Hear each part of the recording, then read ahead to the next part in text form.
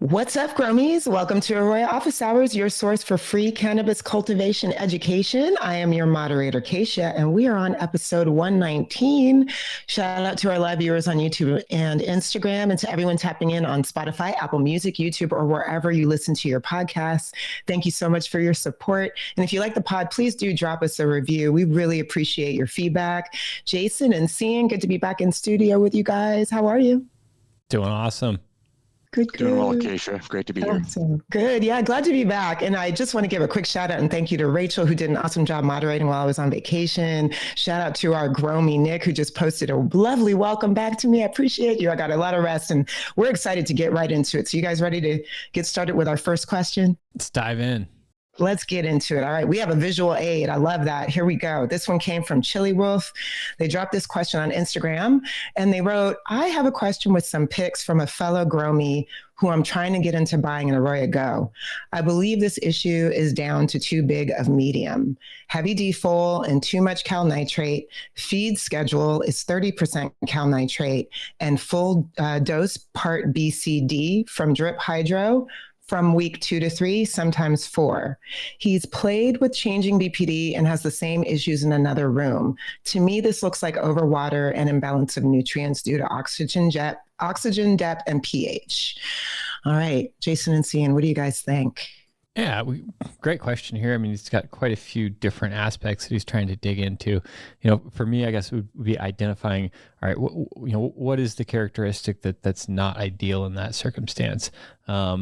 As you know, as far as too large a media, that's one of those things that should be fairly reasonable to identify. You know, I always like to think about, all right, when my plant is fairly mature, say, 3 weeks into flower, am I able to get drybacks that modulate the media as much as I want, right? And so for typically when, we're thinking about, 4-foot cannabis plant, 5-foot cannabis plant, I like to be in 1 gallon. If I'm at that 5 foot, 2 gallon definitely can work as well. So, if you're running cocoa, always think about those sizes. And then for rock wool, most of the time I'm pretty happy with either 2 or 3 plants onto a Grodan slab. And, the reasoning there is just because we want enough substrate to, support the plant physically. We want enough substrate that those roots have access to water, but we're able to, steer the crop as far as what our ECs are doing. We're able to do everyday irrigations for most of the plant cycle, especially most of the flower there. And that just really helps us make sure we are getting fresh oxygen, fresh nutrients in there, and not allowing those roots to stagnate. So I guess that hits the substrate size. Heavy defoliation, yeah. I wouldn't do any less defoliation in there. It looks like that's a pretty thick canopy. And it always comes down to plant spacing and airflow as well. Is the environment consistent throughout our canopy? And I'm guessing that heavy defol was something that you guys are doing, but yeah, I wouldn't go any less on that. As far as the nitrate thing, and I think we've got another question here that's going to dive into that in a little bit as well. But it's one of the reasons that major nutrient companies are kind of going with the trend here, where they are, cutting out their calcium nitrate and either supplementing with a calcium chloride or a calcium sulfide type of product. Obviously one super common on the market is the fade green or the fade product, and those those are a good thing to do typically when we're looking at ripening a product. We want those plants to be building less sugars, less carbohydrates towards the end of the cycle, and that's just going to help us with a clean smoke and make sure that those plants are ready to be cut down towards the end. So we want to kind of reduce the amount of nitrogen that's in there. And, I think that Drip Hydro probably has some recommendations on how they do that. Like I mentioned just a minute ago, some are supplementing the actual chemicals in there. Some are just rebalancing our part A, B, and possibly C ratios in this, for example, towards the end of the cycle. He's played with VPD. VPD is usually a fairly easy one for recommendations, just because those curves for somatal conductance, our transpiration rates are pretty easy to predict as far as their relationship to VPD. And typically, I always like to have a VPD around 1 for the beginning of flower, say first 2 weeks or so. And then, the rest of flower, I like to be about 1.2. Obviously, if I do have mold and mildew concerns, we'll up that to like 1.4 towards the end, just to help reduce those chances of crop loss. As far as, if it looks like an imbalance of nutrients due to oxygen depletion and pH, yes. So, that can come back to, actually oxygen depletion could come back to root zone size, that substrate size, excuse me. If it's too large, sometimes you just not get enough irrigations in there to supply good oxygen. As far as, other ways to get oxygen in there is just ensuring that our tank temperatures or our water input is, at a reasonably cool temperature. I like to be around 66, 67. The cooler that our liquid is, the cooler that our fertigation is, the higher the solubility of gases are in there. So that'll help get us oxygen. Things like air stones or bubblers in there, making sure that our fertigation is well mixed and well aerated is a good way to do it. And then also, some type of hyperchlorous injection is a good way to also increase the amount of dissolved oxygen in fertigation. pH obviously should be something that I like to check at least 3 times a week during the flower cycle. Mostly there, I'm just looking to make sure that it's not doing anything too weird, because that is a great indicator of nutrient imbalance.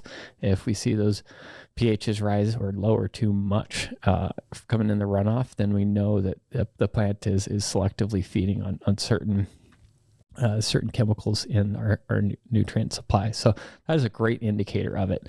As far as, which nutrients, then your pH isn't going to exactly tell you that. A lot of times you have to go out and get a leaf tissue or sap analysis in order to really diagnose what specific ions or cations are being eaten up more than the other and causing that pH imbalance.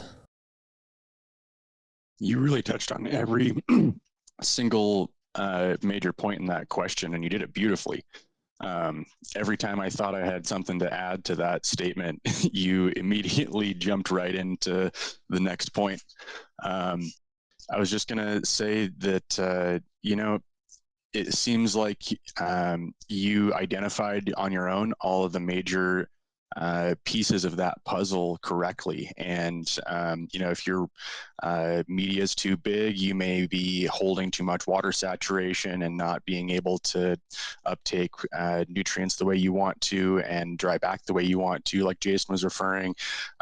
If you are watching those pH concentrations and they are raising or lowering, you have some indications on, your plants wanting to uptake some nutrients versus others in.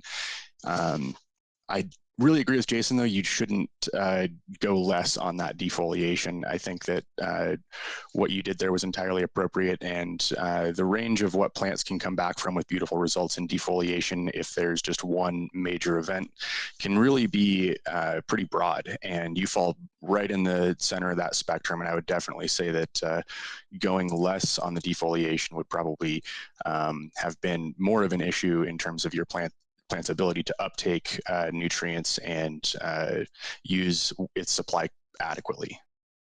Yeah, and one of the cool parts here about if substrate size is the issue, it's pretty easy one to fix, right? Obviously, this round you're not going to get to do anything about it, but next round, just probably drop that down if that tends to be the issue.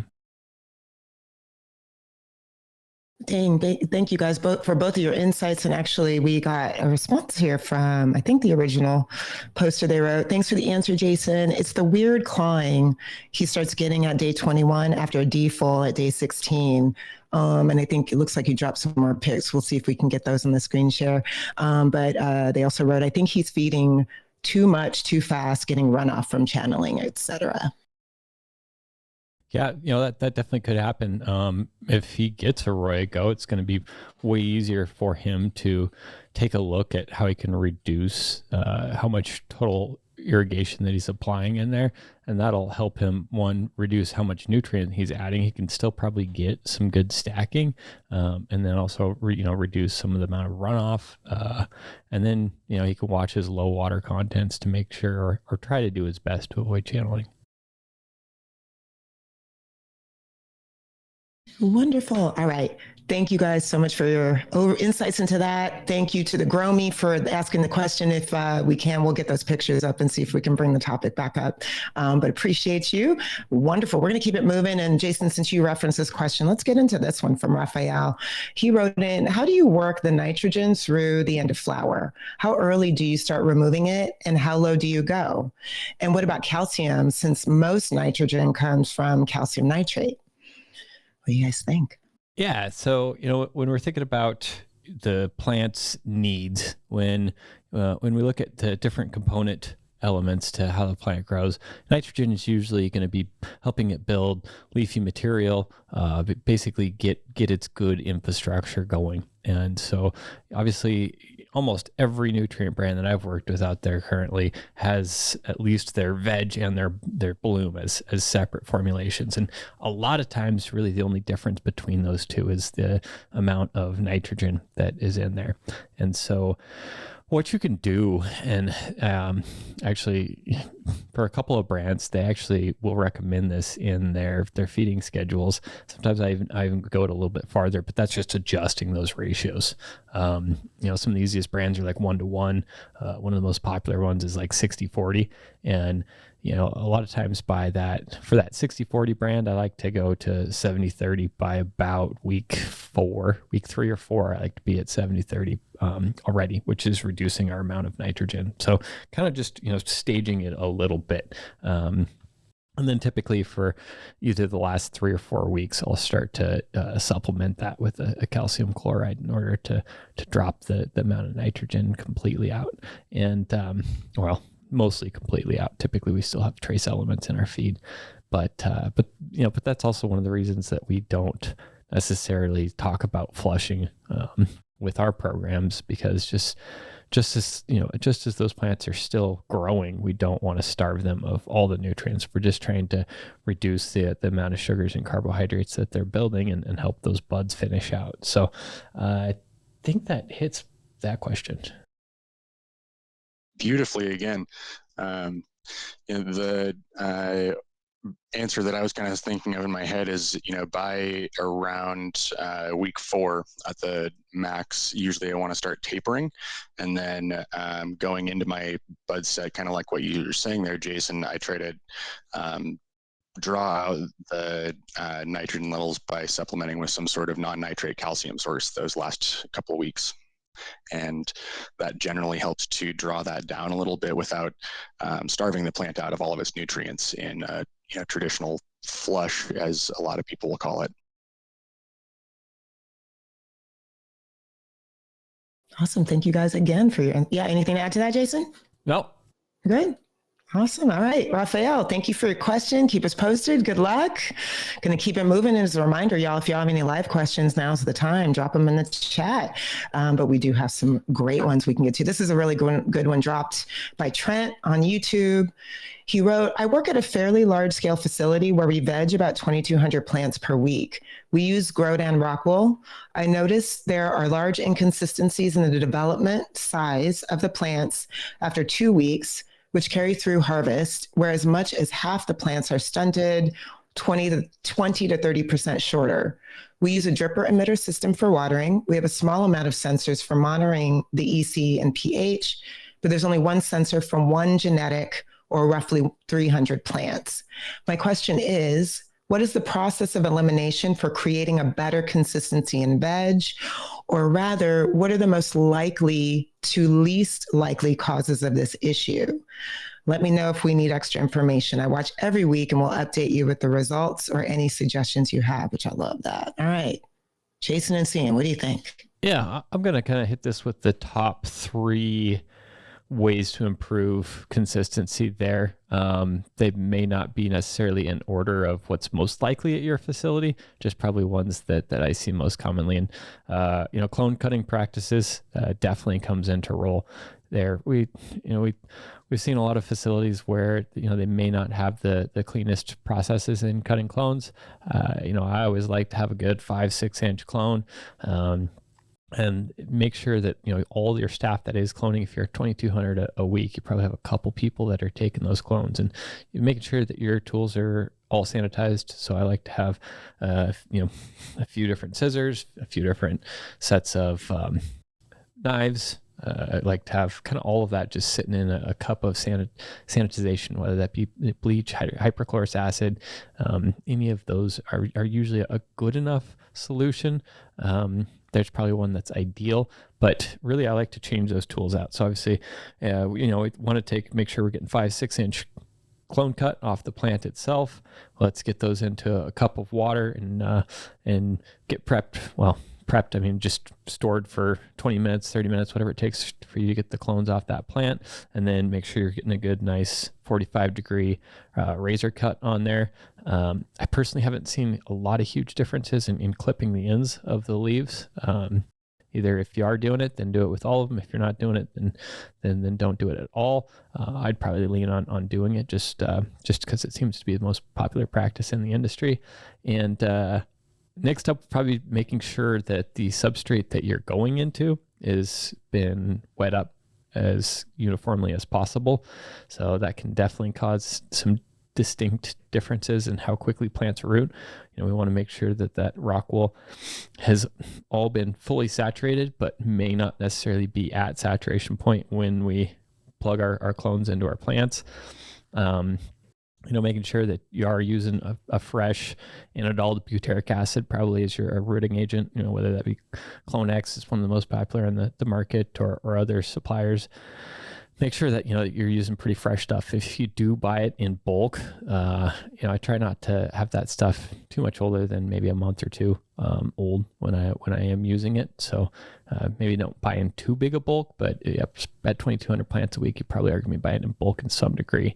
Yeah, so let's see, as far as making sure that substrate's wet up. So, you know, for those type of things, I like to make sure that I have it submerged in water for at least an hour. You know, that sometimes can be a logistics issue, but for me, it's just so important to establish that, rule that out as a possible case of uniformity issues. And then another one might actually be, you know, something like a virus in there. And if you are seeing, you know, 20 to 30% significantly stunted for the entire run, there is a chance that hop latent could be in there. If you're doing testing and that's not the case, then you might, you know, move forward. Another possible chance is just environmental and lighting uniformity in there. So making sure that those plants don't have some relationship to environmental microclimates, and making sure you have CO2 availability in there. All of those can cause some stunting or lack of uniformity, if you will. So those are the places that I would look probably first. You know, the chances that your EC or pH is different amongst the emitters, not likely, but you always will want to be making sure that your emitters are exhibiting the same flow rates, because just as different water levels in our substrate when we start, if our drippers have different rates, it's going to be hard to keep up with all the plants at the same amount. So after each run, I like to, you know, put some clear solo cups around, put my drippers in them and do some irrigations and just give a quick visual and see if anything is real low. That's exactly what I was going to add, Jason. I was just going to say, you know, the biggest differences in plant size and rock wool that I've ever experienced are from your first suggestion there at propagation. If my plants do not get good rooting right off the start and are not uniformly sized right off the start, I will not have a uniformly strong canopy and canopy height across my room. And then the other big one that I've seen is, you know, if you forget to go out and do that field test of your irrigation drip system and make sure that your irrigation system is running cleanly and that all of your drippers are emitting the right amount of water, that can really, really quickly lead to those types of inconsistencies that you're talking about. Awesome, you guys. Thank you. And actually in our YouTube here, there's a little conversation going on around different insights into different substrates. So love the resource sharing on top of that. And also Trent, thank you so much for the question. We love that you're going to keep us posted on your progress. So let us know what's going on next week. All right, we're going to keep it moving. We got a live question here on Instagram. This came from Dat Raptor. They posted, You guys say more light equals more yield. We got 2.8 per light with 3-year-old Gavita HPS, only 750 to 800 PPFD, high quality. What's the trade-off perhaps? Quality with lower PPFD versus yield with higher PPFD? Thoughts? Yeah. I mean, hopefully with your 3-year-old Gavita HPSs, you've been changing the bulbs out, but maybe if you're at 750, 800, you haven't, might be worth paying off real quick. If you are hitting 2.8 a light at 750 to 800, well, there is a chance that genetic just does really well at lower light levels. There's also a chance that there's quite a bit of potential that's being left on the table there as well. As far as a trade-off, usually light levels aren't necessarily going to have any effect on yield versus quality. Typically we can do selective environmental and crop or irrigation crop steering cues in order to lean towards yield or towards quality. And typically either which way of those we choose are going to be more proficient, better performance at appropriate light levels. And, the appropriate light levels are strain dependent. We got a lot of strains out there that will eat up, 1100, 1200 PPFD, as long as we're supplying the right amount of CO2 in there. Certain strains are actually, happiest right about 900. So, I know there's a couple out there that'll take it even higher, but yeah, if you do have the opportunity to play with that specific strain at a little bit higher PPFD, there's a good chance that you could get higher quality and hit that same yield or same quality and hit a little bit higher yield in it. I don't really have too much to add to that. I think you touched on all the major points again there. Really there's a number of different reasons that you can see what you're seeing there. And like Jason said, it can be dependent on so many different factors there. And you could be, like you said, leaving something on the table if you are only getting those types of PPFD levels and haven't necessarily changed your bulbs out recently.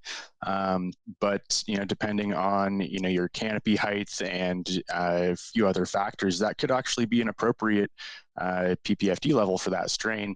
And it's hard to say exactly which one of those it is. Fantastic. Dat Raptor, you heard it. Let us know what's going on. Good luck.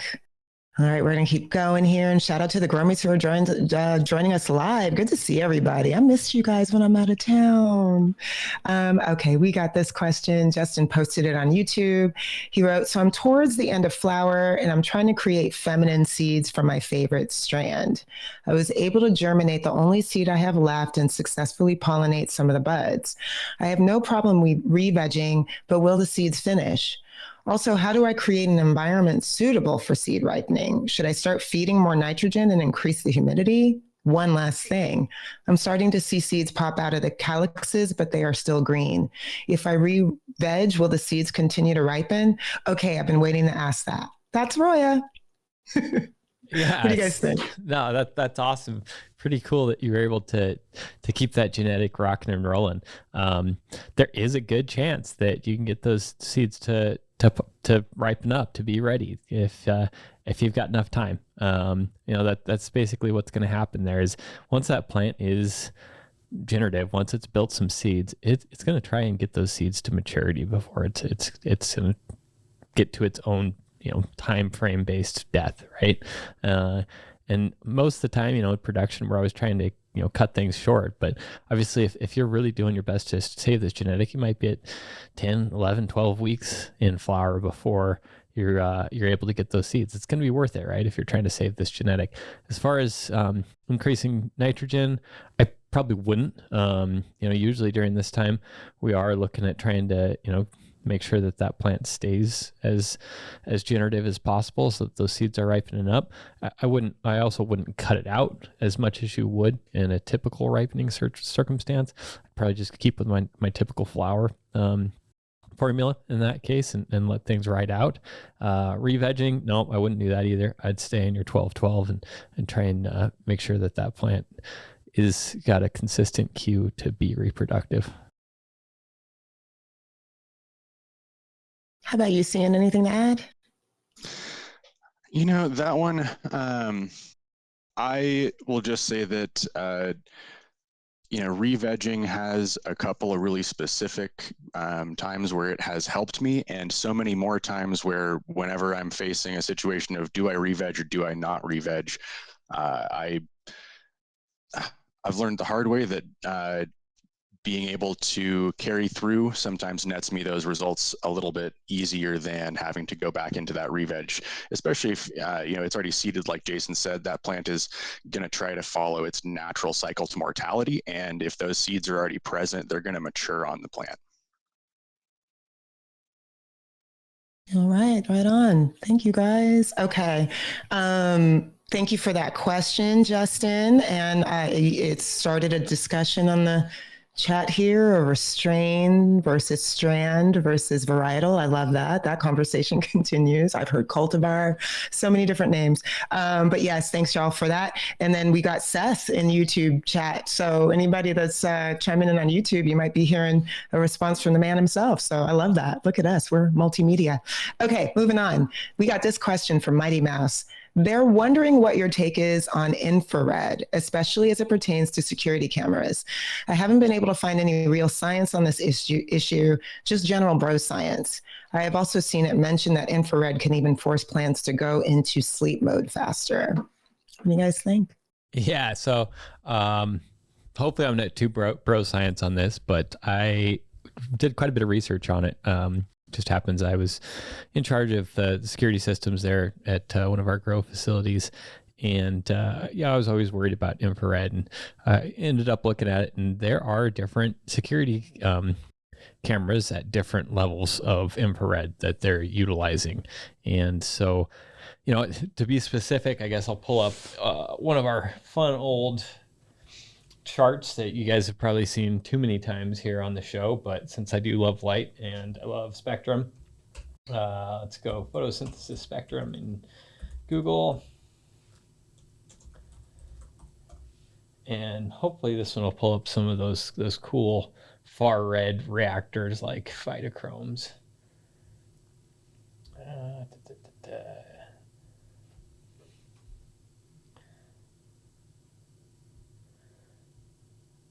There's a good one.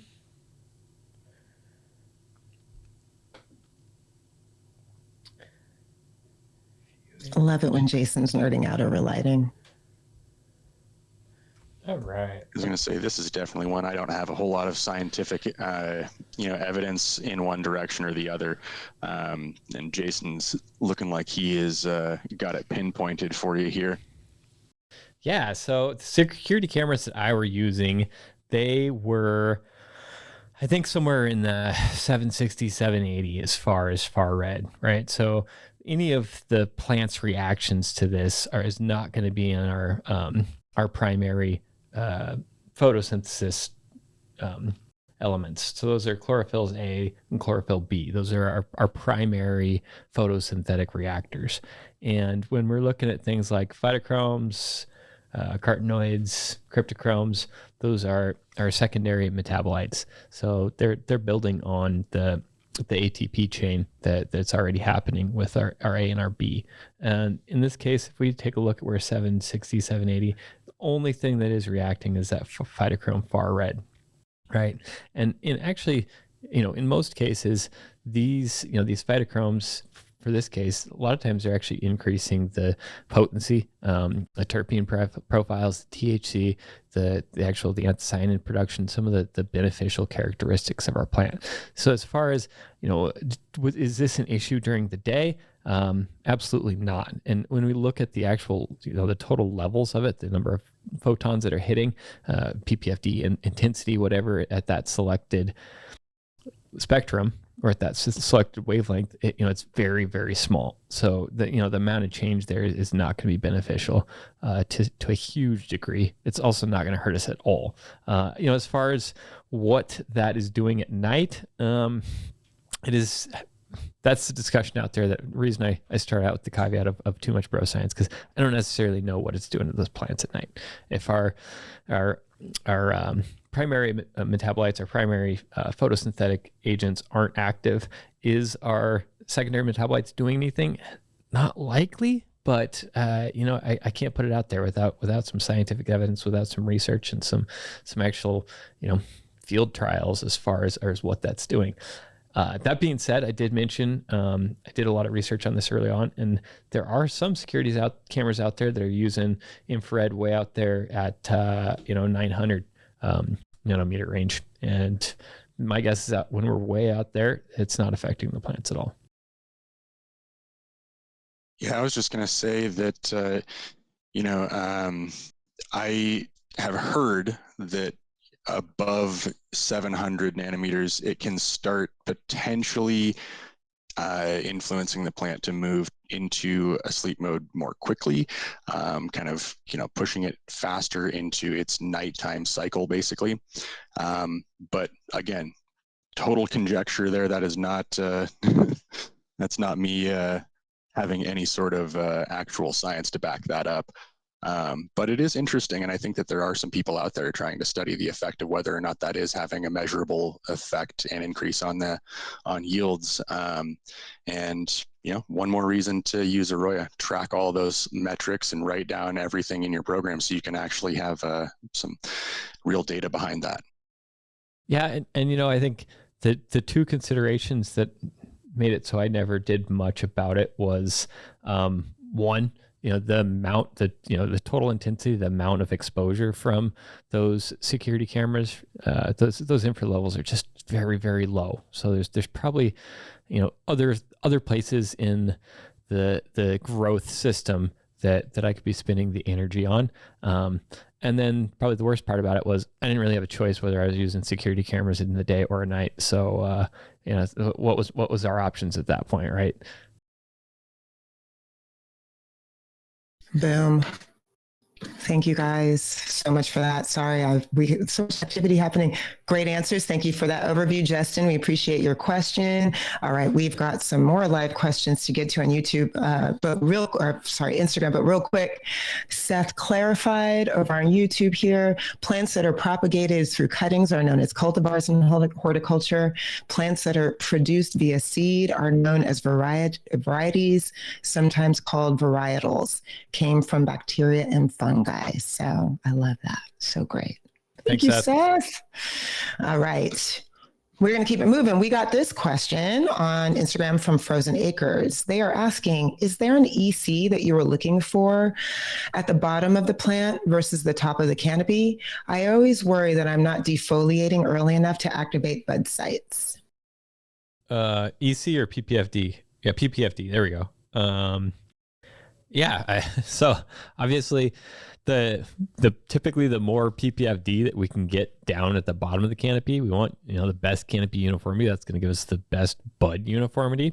And it's typically what we see responsible for larvier buds in the bottom, less mature, less well ripened. So typically larvier, less color. Usually it's related to the amount of light that is hitting lower in the canopy. It's one of the reasons we see under canopy lighting becoming kind of a popular trend. It's because it is usually very effective at increasing how much under or lower canopy light that we have. So therefore better canopy uniformity without necessarily a really heavy stripping or defoliating of the plant. Those light levels, like we just mentioned in a question a little bit ago, was typically anywhere from 9 to 12, 13, 1400 for the really heavy plants, but it is strain dependent. There's some strains we'll start to see photo bleaching if we get up above 1000 ppfd. Certain strains start to just not be quite as effective when we go way up there. Yep. And Jason, you saw their later comment in regards to PPFD. Is there a certain level of light you're trying to get your buds activated by, say, day 16? Yeah, that's a great question as well. So, kind of my general rule of thumb. We put those out there just because we got to start somewhere. Like there is differences as far as, all right, what lights we're using and what our strains are preferring, how long we're trying to veg for, that type of stuff. But usually, at the end of veg, so when I'm still in my 18.6 light cycle, I like to try and be up 500 to 600 micromoles for my PPFD. And that lets me get into flower starting at say 700-800 pretty easily, and having a nice happy transfer from 18.6 to 12.12. In that case, if I'm trying to shoot for, let's say I'm trying to shoot for that 1200 mark, I'll usually up say 100 PPFD every 2 or 3 days in order to get to max intensity. Yep, I was going to say the same thing. Every time I'm flipping into flower, I'm going to be trying to do that, at 700 or 800, and oftentimes increasing that that light level every 2 days until I'm reaching that 1200 threshold. And so ideally, I'm by day 16 of flower, I'm already sitting at that light level. Yeah, and logistically speaking, if you can do 50 ppfd a day while you're increasing, that's great and wonderful too. If you have to go in a 200 ppfd increase, probably not quite as good as a 50 or 100, but hey, depending on your ability to control those lights and set a program that you're going to be able to achieve, I'd way rather be a little bit off and get it done than try to be perfect and screw something up.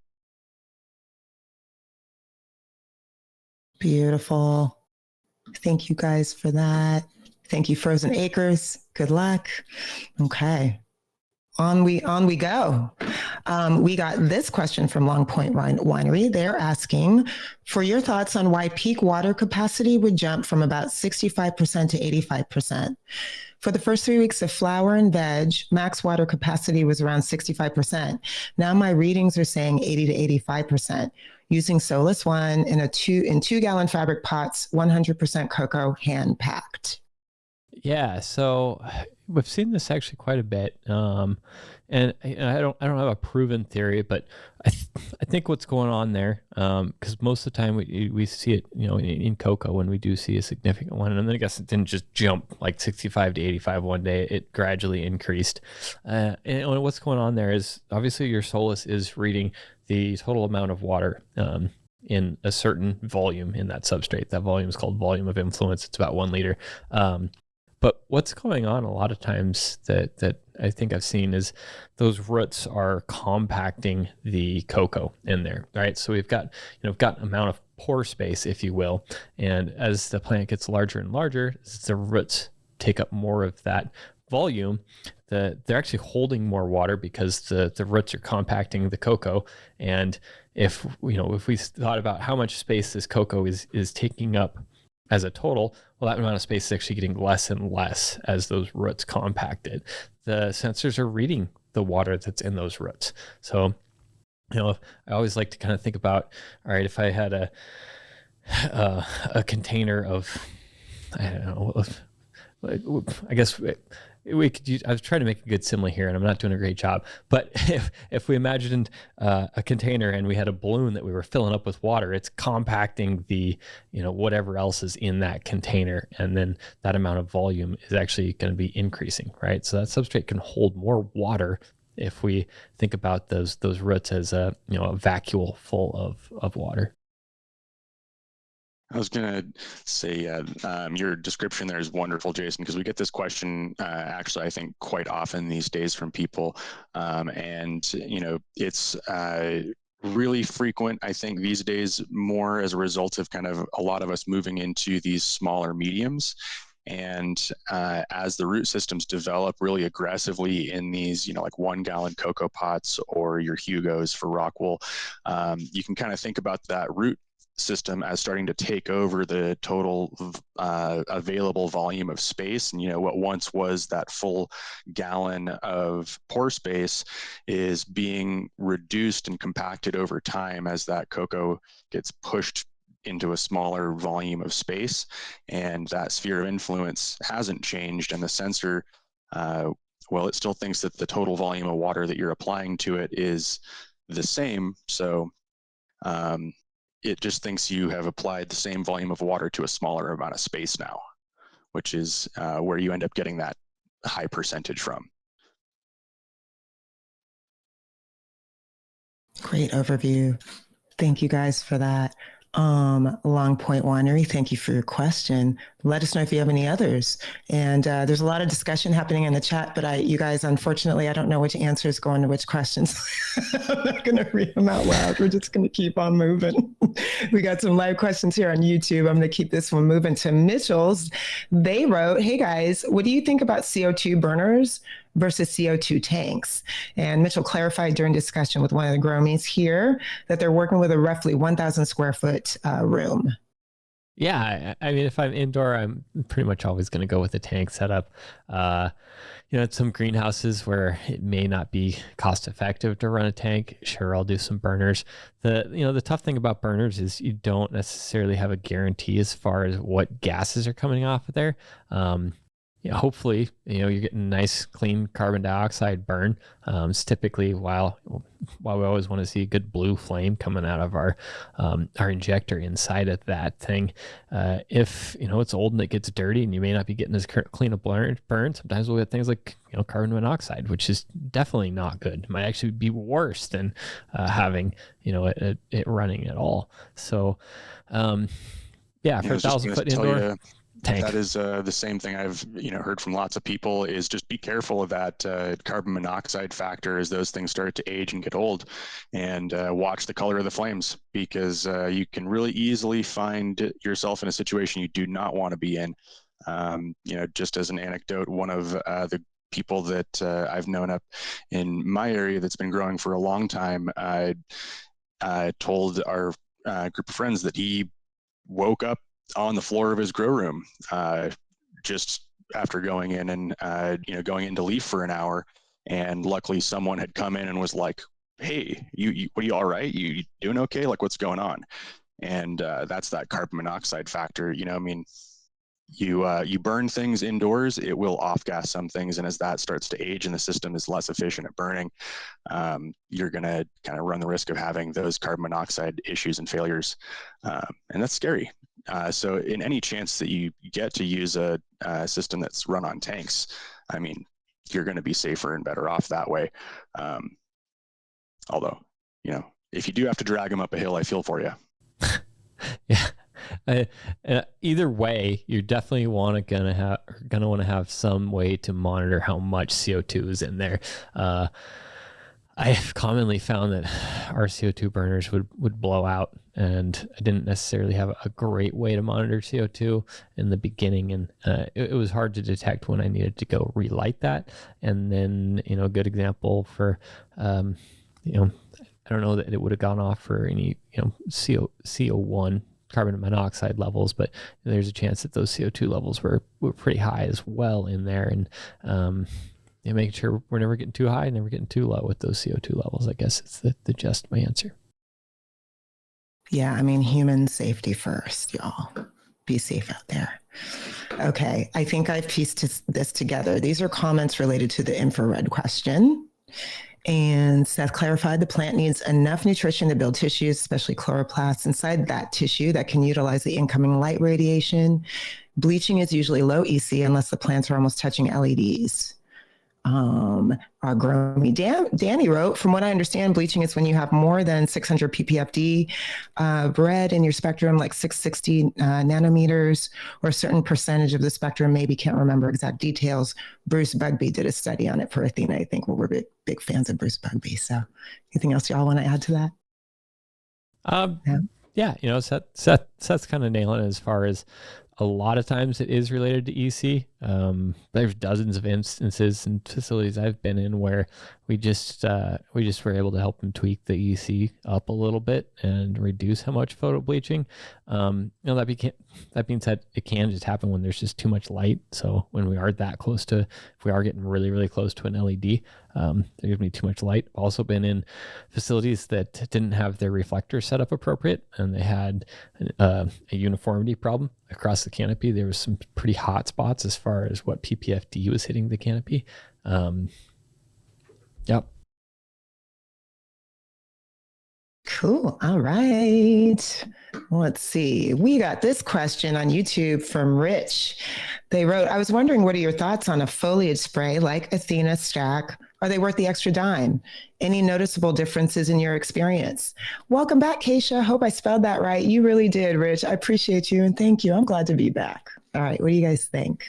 Foliage spray.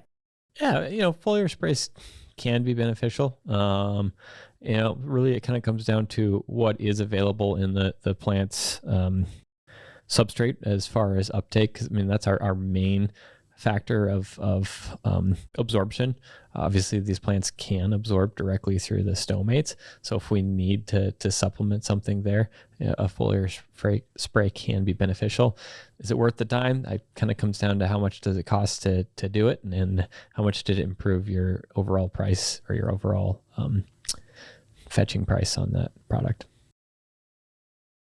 Yeah, I was going to say, these types of questions frequently are why we have people that jump on and sign up with us, because they are trying to get some definitive answers for themselves and, understand, did this product I spent money on actually improve my quality or yield, and have some real numbers to back it up.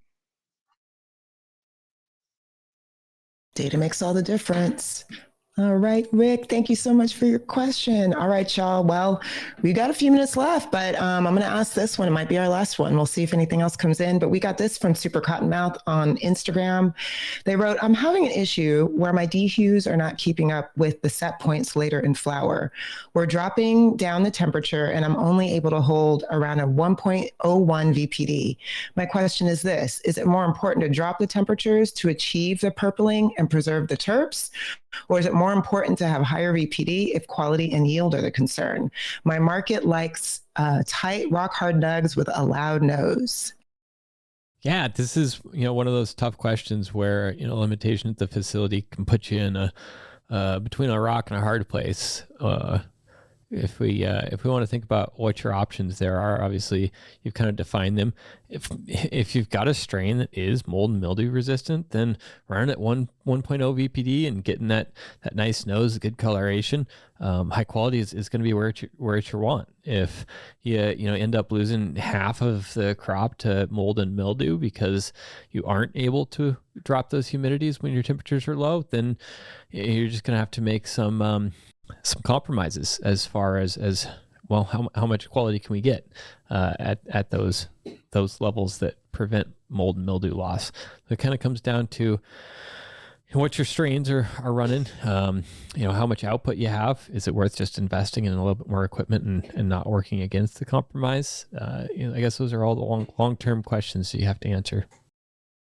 Yeah, I was just going to say, it may be time to start considering, as unattractive as the solution is sometimes, grabbing an extra ground dehu and just putting it in there, be able to supplement that extra capacity that you need when you need it. It's always all about trade-offs, isn't it? As a consumer, I'm a big fan of quality, but growers got a lot of tough choices to make. We appreciate you asking that question, Gromy. All right, we have another one that just came in live here on YouTube. Somebody wrote, in week 6 with 2-gallon pots, PPFD 1000, CO2 1200 ppm. I have no sensors. What should I flush plants with EC pH if I want to adjust high runoff and low EC? Yeah, so let's see. Again, my general recommendations as far as what my ripening looks like at the end of the cycle, I typically like to be about half of my normal feed EC, half to 3/4 of my normal feed EC, depending on if I'm supplementing my calcium nitrate or not. So, if I am supplementing calcium nitrate, I usually shoot for about 3/4 of my nutrient strength by the end. If I am not supplementing, then I'll be at around half or a little bit less than that as far as nutrient strength. Let's see, recommendations for EC pH. I guess it's going to depend on let's see, and low EC. Just reduce the amount of runoff that you're getting. That should fix your problem if you're low EC and higher runoff. Yeah, I was just going to say, drop your runoff a little bit, and you may see some improvements in that. But I was going to say, I generally like to kind of stick between that 0.8 and 1.0 range for those last 2 weeks, depending on where I've been running my plants and what type of performance I'm seeing out of them, and what results I'm looking for out of that last 2 weeks. Generally, I don't usually ever have to drop too far below that, even running into the last days of my harvest. Increasing that distance from flushing. I love it. Amazing. You guys, thank you so much for your insights. We're going to go ahead and wrap up just a few minutes only early, but before we do, I want to remind everybody Arroyo is nominated for the MJ Awards Cultivation Software of the Year. We dropped this link in the chat. You can click on that every day. Vote for us from now through November 16th. Show us some love. We really appreciate it. And we thank you so much for your support. With that, Jason, Cian, thank you so much for this episode. Seth, thank you for holding down YouTube questions. You're amazing. And of course, producer Chris, thank you. Couldn't do this without you. Thank you all so much for a great session. And thank you for joining us for this week's Arroyo Office Hours. To learn more about Arroyo, book a demo at arroyo.io, and our team will show you the ins and outs of the ultimate cannabis cultivation platform. If you have any crop steering or cultivation questions you want us to cover, drop them anytime in the Arroyo app. Email us at sales@arroyo.io. Shoot us a DM. We're on Instagram, Facebook, and LinkedIn, and we definitely want to hear from you. If you're a fan of the pod, please leave us a review on Spotify, Apple Music, YouTube, or wherever you listen to your podcast. We appreciate your feedback, and be sure to subscribe to our YouTube channel so you never miss an episode. Thanks, y'all, and see you in episode 120. Bye.